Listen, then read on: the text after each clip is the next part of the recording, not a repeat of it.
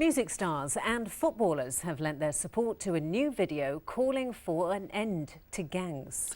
All those involved in no postcodes have been in a gang or affected by them. The name comes from the fact that gang areas are traditionally defined by their postcode. Kate Fisher reports.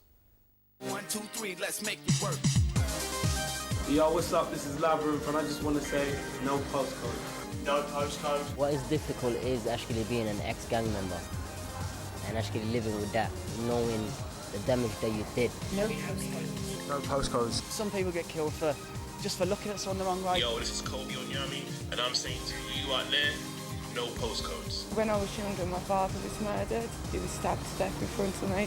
Hi, I'm Delilah, and I'm supporting no postcodes. What people don't realise is it don't just affect the person at the hair, it affects the whole family. My name's Matt Jones, and I support no postcodes. No postcodes. 1, 2, 3, let's make it work. No postcodes, because traditionally gang areas have been defined by postcodes. Here, I'm in B6, Aston, but just a few minutes walk that way, and I'm in B21, Handsworth. Get caught on the wrong street, and the consequences could be deadly.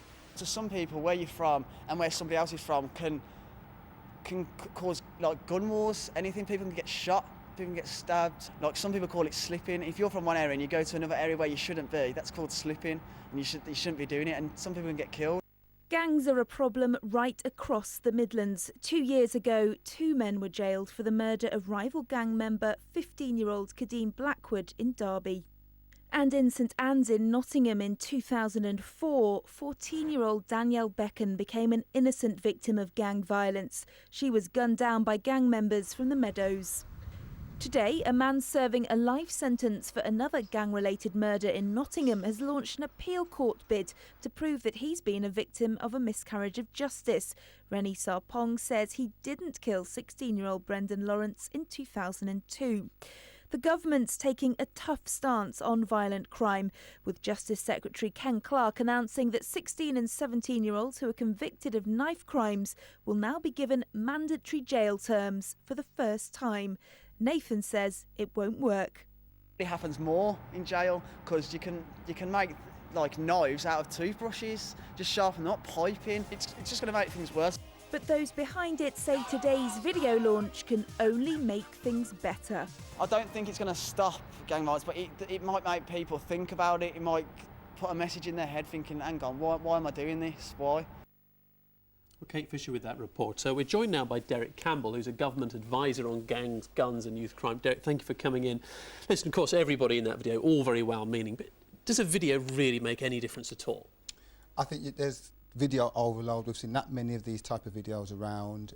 What's really important is getting in early, working with people on the streets, showing them a few clips. Yes, we understand it's contributing to a way forward, but in reality it has very little impact on the actions and activities that are played out on the streets. It's interesting you say that, Derrick, because you use the word video overload, and of course then they use pop stars and footballers as the role models. Are they the right people to be the role models? Because many would say they've got a reputation you shouldn't aspire to have. Well, the reality of it is people have got to feel that they can relate to the people that they see. They need to talk to people or see people acting in a way who's been on the streets, who knows the situation. Footballers, pop stars, they live in a different world, out of touch, not really living in a real world. So it's very difficult for people to relate to their lives. And then parading themselves on some kind of video is almost gimmicky, and I think it devalues it. I mean, as you say, perhaps gimmicky, you could say the video is the soft approach. You've got the government today with what you might call the hard approach, saying 16 and 17-year-olds will get a mandatory jail term if they carry a knife. Tough talking from the government. Does that help? We've been lobbying for a long, long time, now many years as a matter of fact, through a number of Home Secretaries, to ensure that we do have a minimum mandatory sentence for those carrying a weapon. And the announcement today by the Secretary of State, Mr Clarke, is welcomed. We want to have a robust and a strong deterrent to ensure that we mean business, and individuals who do carry a knife, the intention can only be that they intend to use it. So we welcome this announcement today by the government. OK, Derrick, thank you very much for coming in and talking to us today.